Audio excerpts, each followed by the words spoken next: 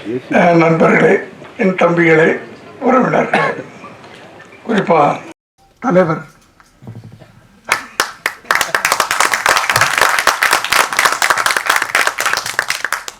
எல்லோருக்கும், என்னுடைய மீடியா நண்பர்களே, சினிமாவை நேசிக்கக்கூடிய அனைவருக்கும் என்னுடைய மாலை வணக்கம்.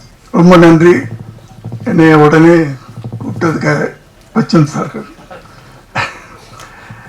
நான் 2 வருஷமாச்சு ஈவினிங்கில் எந்த ஃபங்க்ஷன்லையும் கலந்துக்கிறதில்ல. கலந்துக்கணும்னு ஆசை எல்லா நிகழ்ச்சியிலையும். வயசுக்கு மரியாதை கொடுக்கணும்ல, அதை நான் கொடுத்துக்கிட்டு அடக்க ஒடுக்கமாக ஒரு 6 மணி ஆச்சுன்னா வீட்டுக்குள்ளே போய் அடைஞ்சிடறேன். 7 மணிக்கெலாம் டின்னரை முடிச்சுட்டு அப்படியே சினிமா 7:30 மணிலேருந்து 9 மணி வரைக்கும் ஏதாவது ஒரு சினிமாவை பார்த்துட்டு அழகாக 9 மணிக்கு. அதனால் நான் எங்கேயுமே ஈவினிங்கில், அதை நான் சொன்னேன், வந்தால் நடுவில் போகக்கூடாது, அது சபை நாகரிகம் இல்லை. பெரியவங்களாம் இருக்கும்போது நான் பாட்டுக்கு பேசிட்டு போனேன்னா நல்லா இருக்காது.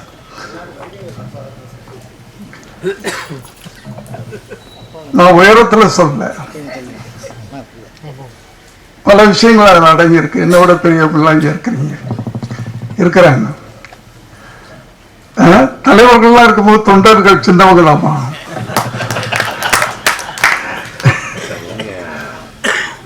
இல்லையா? அதனால தங்கர் பச்சன் அவர்களுக்கு என்னுடைய நன்றியை தெரிவிக்கிறேன். ஒரு பிள்ளைய செதுக்கணும்னா சாதாரண விஷயம் இல்லை. அதை இன்னொரு இளைஞன்ட்ட கொடுத்துருக்கீங்க பார்த்தீங்களா? அங்கேதான் நீங்க செதுக்க ஆரம்பிச்சிட்டீங்க. நான் கூட அதான் நினைச்சேன், நடக்கல.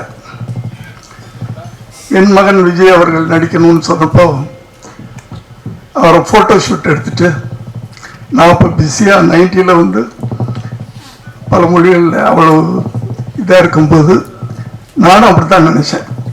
நம்மளே நம்ம பிள்ளையை அறிமுகப்படுத்தினா நல்லா இருக்காது.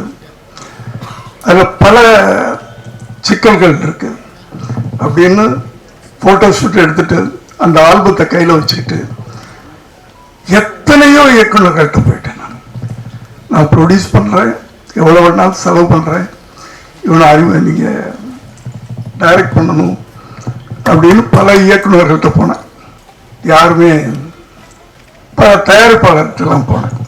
அப்போ தான் கடைசியாக போய் நானும் என் மனைவியும் ஆர்பி சௌத்ரி சார்கிட்ட போகிறோம். ஏன்னா அவர் புது புது டெக்னீஷியன்லாம் உருவாக்குறவர். தைரியமா அவர்கிட்ட போய் இதே வார்த்தை நானும் என் மனைவியும் போய் கேட்குறோம். அப்பதான் அவர் சொன்னாரே, நீதான் பெரிய டைரக்டர் ஆச்சையா, நீயே அங்கேயும் இங்கே அழைச்சிட்டு இருக்க, நீயே அவனை வச்சு படையறியா அப்படின்னு சொன்னார்.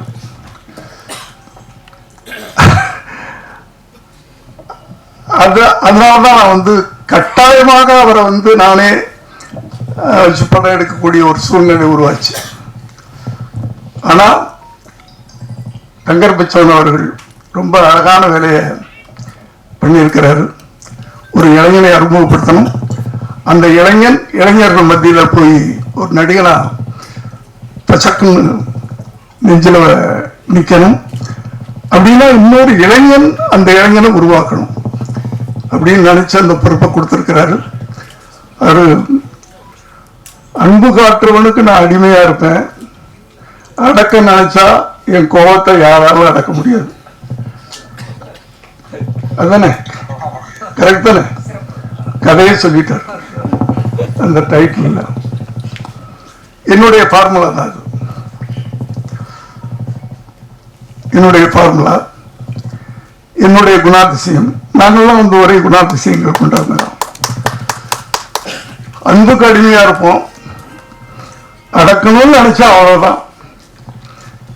எங்க கோபத்தை எங்களாலே அடக்க முடியாது இல்லையா? அப்படியே இருந்தா அப்படியே ஜெயிச்சிட்டோம். அது ஒரு விஷயம். ஸோ இந்த படக்குழுவினரையும் சம்பந்தப்பட்ட அத்தனை பேரையும் நான் மனதார வாழ்த்துறேன். இந்த படம் ஒரு பெரிய வெற்றி அடையணும். ஏன்னா சின்ன படங்கள் தான், சிறு முதலீட்டு படங்கள் தான் ஓடணும். அதுக்கு என்ன பண்றதுன்னு தான் தெரியாம தவிச்சுக்கிட்டு இருக்கோம். திரையுலகமே திகைச்சு போய் நின்றுகிட்டு இருக்கு. அதுல ஒரு மெசேஜ், நீங்க தங்கர் பச்சன் சார் எடுத்துக்கிட்டீங்கன்னா அவருடைய படங்கள்ல எல்லாம் ஆணித்தரமான ஒரு அழகான ஒரு செய்தியை சொல்றார். மெசேஜ் சும்மா எடுத்துட மாட்டார். கத்தி, ரத்தம், வெட்டு, குத்து, அது அவருக்கு தெரியாதது. காவியங்கள், அவர் இந்த படத்தை வழங்குறார் அப்படின்னு சொன்னா அதுலயும் அதுவும் ஒரு காவியமாகத்தான் இருக்கும் அப்படின்னு நான் நம்புறேன். நான்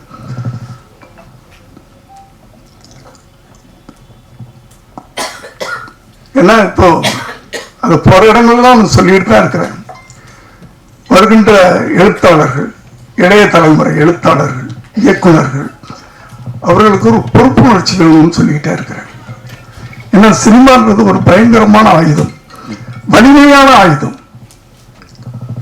சினிமா சொசைட்டில அவ்வளவு பெரிய தாக்கத்தை ஏற்படுத்துது. அதை ரொம்ப ஜாக்கிரதையா கவனமா நம்ம கையாளணும். ஆனா இப்பெல்லாம் படம் ஓடணும், அதுக்கு என்ன பண்ணணும்னு பாக்குறாங்களே தவிர அதுல என்ன நம்ம செய்தி சொல்றோம், மக்களுக்கு என்ன சொல்றோம் அப்படின்றது இல்லை. அந்த படம் ஓடணும், இந்த கதை அதெல்லாம் கேட்காதீங்க அப்படின்னு வர இளைஞர்கள் எல்லாரும் இல்லை, ஒரு சிலர், அவங்களுக்கு அந்த பொறுப்புணர்வு வேணும். நீங்க சினிமா மூலமா என்ன சொல்றீங்க மக்களுக்கு, ஜனங்களுக்கு என்ன சொல்றோம்? சும்மா காசு சம்பாதிக்கிறது மட்டும்தான் சினிமா. இப்போ அதுவும் சம்பாதிக்க முடிய மாட்டேங்குது, அது வேற விஷயம். எல்லாம் விட்டுக்கிட்டு இருக்காங்க. இது இயக்குநர்களுக்கும் இருக்கணும் அந்த அக்கறை, நடிகர்களுக்கும் இருக்கணும், டெக்னீஷியன் அத்தனை பேருக்கு இருக்கணும். ஒரு படத்தை உருவாக்கும் போது அந்த படம் மூலமா ஜனங்களுக்கு நம்ம என்ன சொல்றோம் அப்படின்றது ரொம்ப முக்கியமான விஷயம்.